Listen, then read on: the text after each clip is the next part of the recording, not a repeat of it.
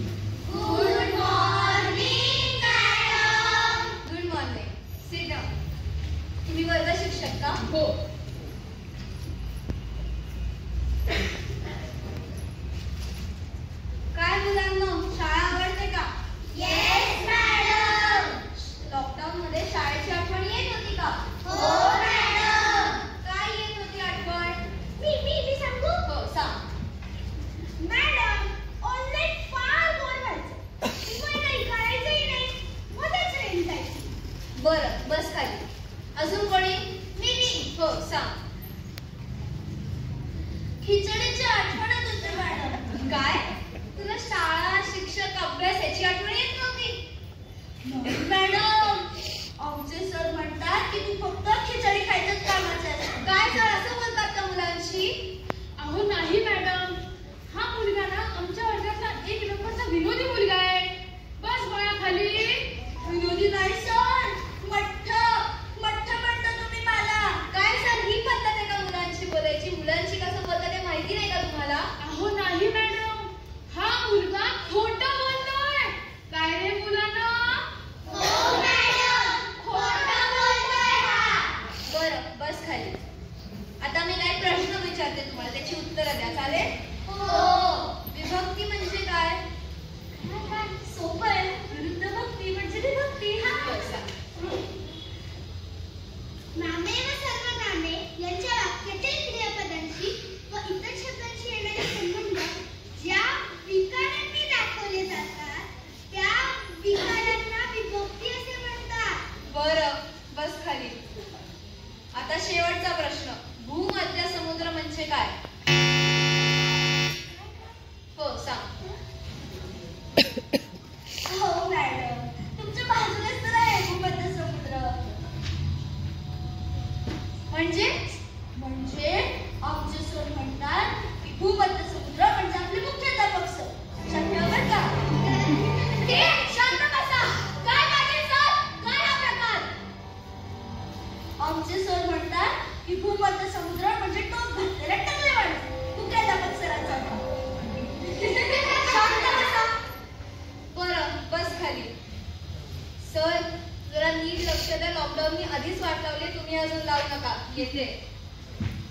अहो मॅडम, काय पाटील सर? अहो मॅडम.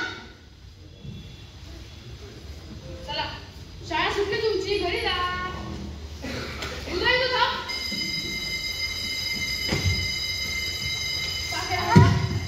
तरी सांगितलं होतं, उत्तर येत नसतील तर देऊ नका. बाकीची मुलं बसली होती गप्प. तुला काय झालं होतं गप्प बसायला? काय नापास पडला असता का? पण तुला सोडणार नाही. तुझा दाखला देतो आता. आणि असा रंगवून देतो ना की तुला कुठे ऍडमिशन मिळणार नाही.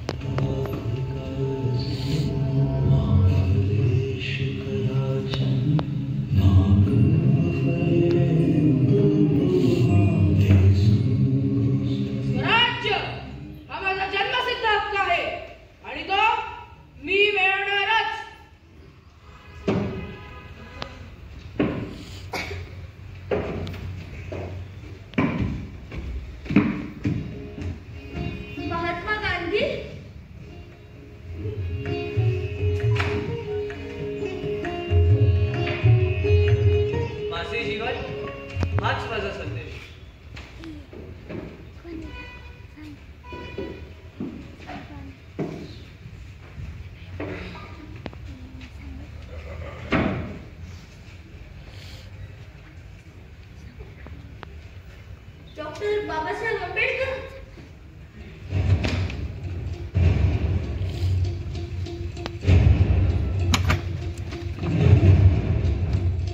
शिका, संघटित व्हा आणि संघर्ष करा.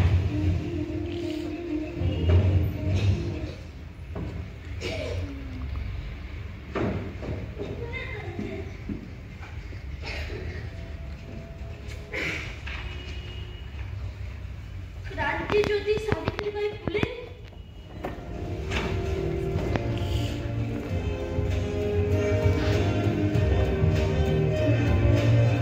ज्योतिबांचे बोल मनात बरसा, जीवाचा आरसा पाहते मी.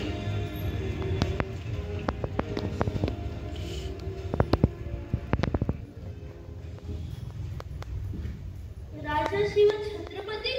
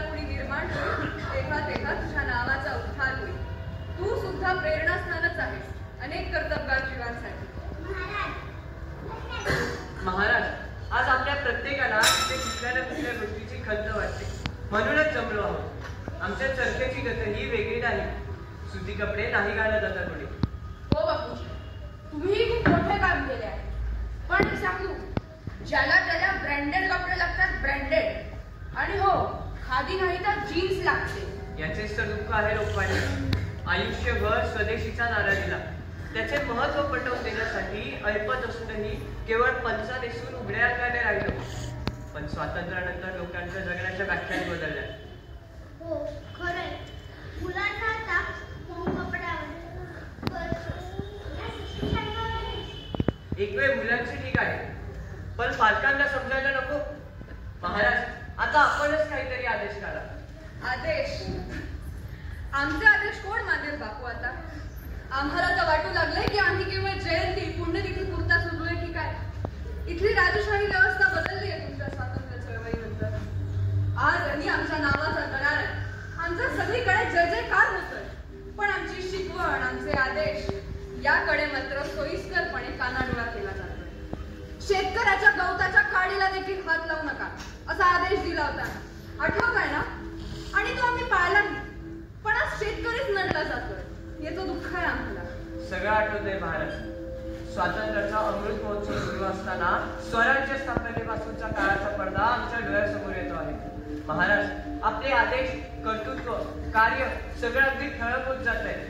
हो बापूजी, गतकाळाच्या या खुणा पात्रांना अनेक क्रांतिकारी घटना डोळ्यासमोर येतात. शिक्षणाची क्रांती आठवते.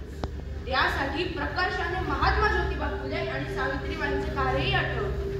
आपण सगळेच थोर आहात. मी फार काही केलं असं वाटत नाही मला. पण हो, माझ्या धन्यानं आपण दिलेल्या वाटेवर चालत राहिले आयुष्यभर. होता होईल तो खारीचा वाटा उचलत राहिले मी. असं कसं म्हणता बाई? अहो, आयुष्यभर ज्योतिबांची सावली बनत राहिला. त्यांनी नेमून दिलेल्या वाटेवर चालणं अवघड होतं त्या काळी. पण आपण आपल्या कार्यातून तसूभरही मागे हटला नाही. जिद्दीने उभे राहिले आणि ज्योतिबांचे कार्य नेटाने पुढे नेलं. दगड, गोटे, शेत झेलायची क्षमता होती आमच्यात. पण आजचा हा शिक्षणाचा बाजार पाहून एक वेळ ते बरं होतं असं वाटायला लागले आम्हाला. गोर गरिबांच्या दारी ज्ञानाची गंगा घेऊन जायचंय सावित्री आपल्याला असं म्हणत रात्रंदिवस न थकता राबत राहिले त्यांनी. पण आजचं हे शिक्षणाचं स्वरूप पाहून तेही आपल्याला पुरतात. अहो, तुमच्या वेळेस तर आला आमच्या झोपडीतल्या ज्ञानाचा प्रकाश आणि आमचं आयुष्य लख्ख होतंय. तुमचे मानावरती आभार कमीच आहे.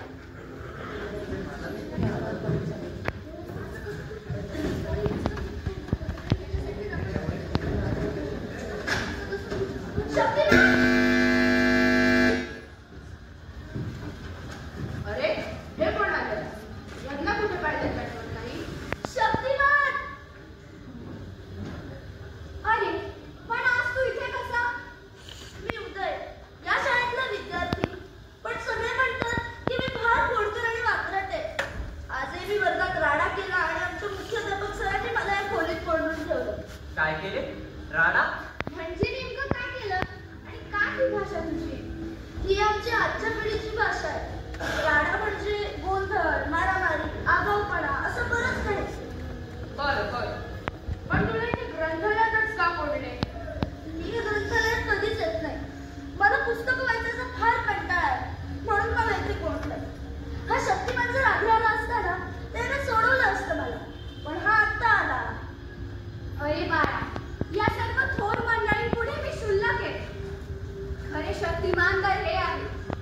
शिवाजी महाराजांनी तर शत्रूच्या बुद्ध्यावर शिताफीने आपली सुटका करून घेतली. त्यांचा एक एक पराक्रम जरी आठवला तरी अंगावर काटा येतो. हो, हे सगळं शिकवले सरांनी आम्हाला शाळेत. महाराजांच्या आग्रहावरून सुटका वगैरे. आपली सुटका कोणीच करत नसतात. ती स्वतःची स्वतःच करून घ्यावी लागते. तुझ्या वयात असताना आम्ही अनेक पराक्रम केले आणि तेही स्वतःच्या हिमतीवर. नुसतं शिकवण्यावर अवलंबून राहू नकोस. स्वतःही काहीतरी शिक. त्यासाठी वाचन हवं, अभ्यास हवा, या सगळ्या विषयांचा. आणि हे सगळे विषय तुला या पुस्तकांमध्ये वाचायला मिळतील. हो, आता मीही वाचत जाईल इथून पुढे. असं नुसतं म्हणून चालणार नाही. प्रत्यक्षात कृती द्यायला हवं. हो, जसं बोलतोस तसं करूनही दाखव. अग्निपंख.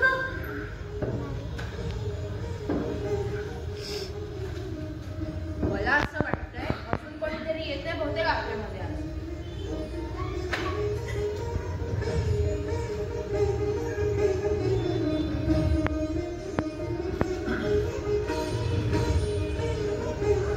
बापरे, कलाम सर.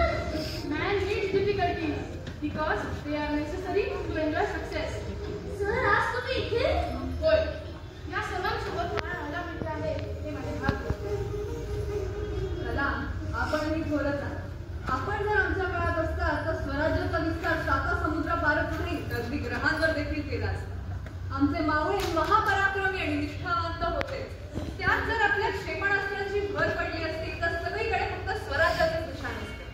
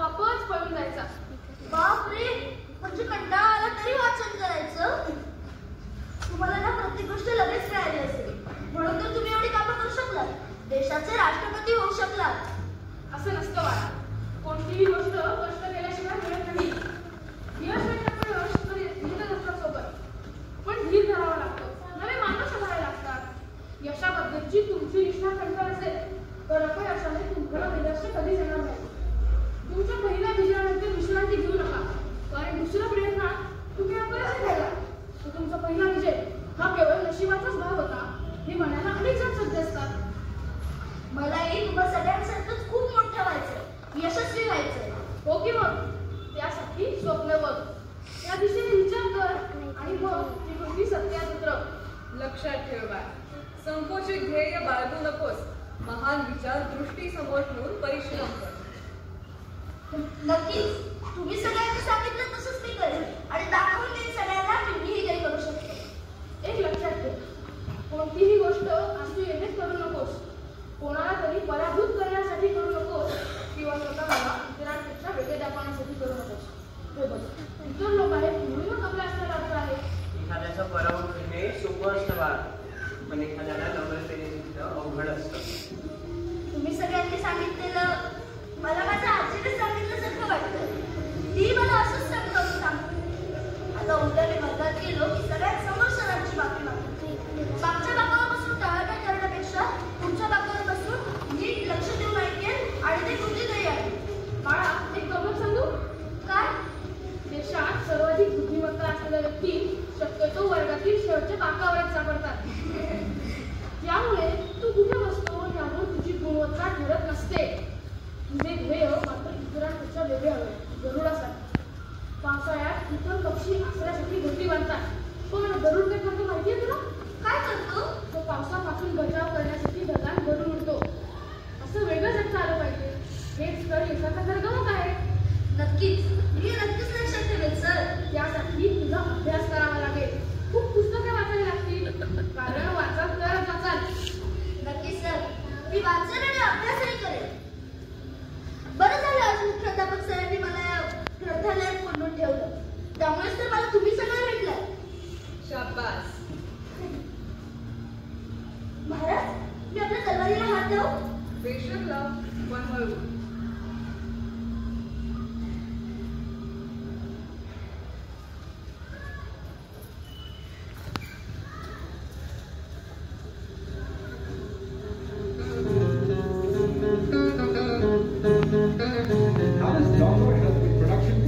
आम्ही बिघडलो तुम्ही बिघडा ना,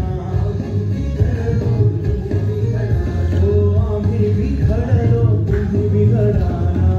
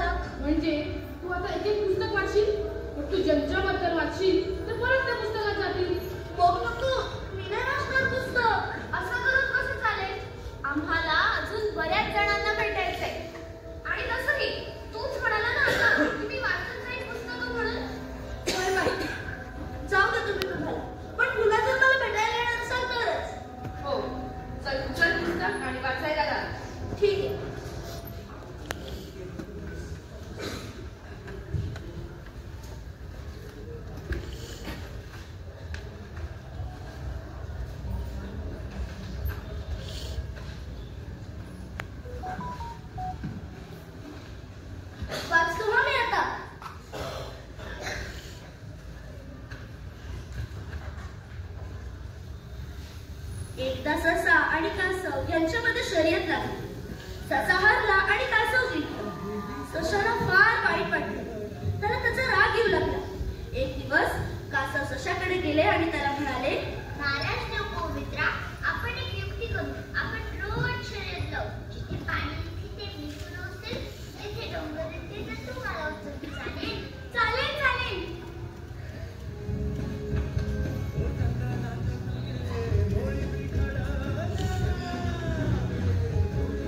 डॉक्टर बाबासाहेब आंबेडकर यांनी आपल्या देशाला घटना दिली. आजही आपला देश त्यांनीच दिलेल्या घटनेनुसार चालतो. तुमचे भविष्य तुमच्या हातात आहे. कठोर मेहनत हेच त्यासाठीचे मूलभूत साधन आहे.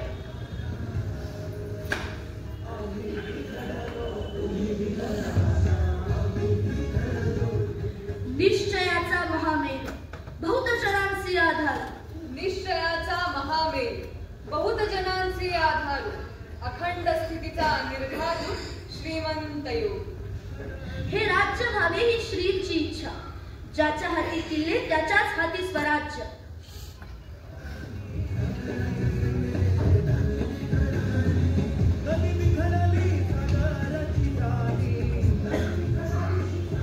लोकमान्य टिळक हे बालपणापासूनच अत्यंत करारी होते. एकदा वर्गात झालेली शिक्षा नाकारण्यासाठी त्यांनी धीटपणे उभे राहून सांगितले, मी शेंगा खाल्ल्या नाही, मी टरफले उचलणार नाही.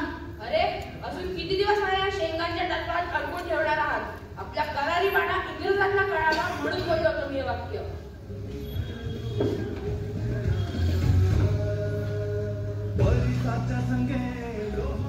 स्वातंत्र्याच्या चळवळीत महात्मा गांधी यांनी अनेक सत्याग्रहाचे प्रयोग केले.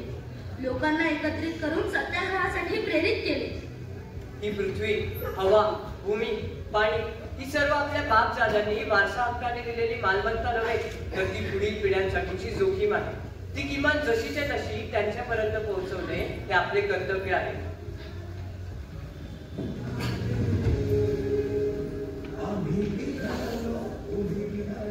गोरगरिबांना शिक्षण मिळावे म्हणून महात्मा ज्योतिबा फुले व सावित्रीबाई फुले यांनी अहोरात्र कष्ट करून पुण्यात मुलींची पहिली शाळा सुरू केली. तयास मानव म्हणावे का? तयास मानव म्हणावे का? ज्ञान नाही, विद्या नाही, ती घेण्याची गोडी नाही, बुद्धी असूनही चालत नाही. तयास मानव म्हणावे का?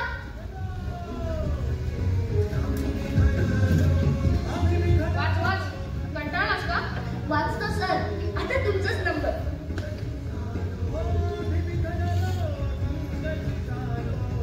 देशातील सर्वोच्च पद भूषविल्यानंतर राष्ट्रपती भवनातून केवळ 2 बॅग घेऊन बाहेर पडलेल्या ह्या निर्मोही मनुष्याच्या नावावर कुठलीही स्थावर आणि जंगम मालमत्ता नाही. यशस्वी कथा वाचू नका, त्यांनी फक्त संदेश मिळतो. अपयशाच्या कथा वाचा, त्यांनी यशस्वी होण्याची कल्पना मिळते.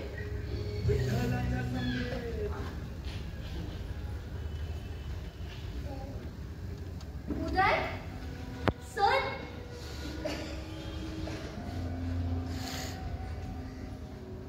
घाबरलास का रे बाळा? सुरुवातीला थोडी भीती वाटली, नंतर हे सगळे सोबत आले मग भीती गेली पळून. सगळे म्हणजे कोण? सगळे म्हणजे सगळे पुस्तकं. एक एक करून खूप पुस्तकं वाचून काढली. भीती आपोआपच पळाली. मला माफ कर बेटा, मी तुला असं ते बंद करायला नको होतं. थोड्या वेळ तुला बंद करू आणि सोडून देऊ असंच मी ठरवलं होतं. तुला काही झालं असतं तर मी काय केलं असतं? मला माफ कर. हो सर, मी इथे ग्रंथालयातच तर होतो, मला इथे कसं काही होईल?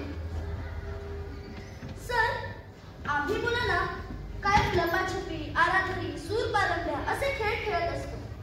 आज मी इथे असेच आराधरी खेळतो. खेळ आणि इथे कोणाबरोबर? अहो सर, एवढे दिवस मी ज्यांच्यापासून लपत होतो तेच आज मला इथे भेटले. ही सगळी पुस्तकं आता माझे मित्र झाले. या पुस्तकातली पात्र माझ्यासोबत लपाछपी खेळत, आराधरी खेळत होती. खूप मजा आली. आता या पुस्तकांना मी माझ्यापासून कधीच लाभ करणार नाही. चल, आता मी तुला माझ्या घरी घेऊन जातो. उद्या सोडलं हो तुला तुझ्या घरी. चालेल. अरे, हा तर राहिलाच. कोण राहिला? कोणी नाही सर, तुम्ही वा पुढे. काय पुस्तकं ठेवायची राहील, मी ते ठेवू देतो. थांब, तुलाही पाठवतो. पण मी एकटा नाही का आता? हे सगळे पुस्तकं वाचतील. बघ जा.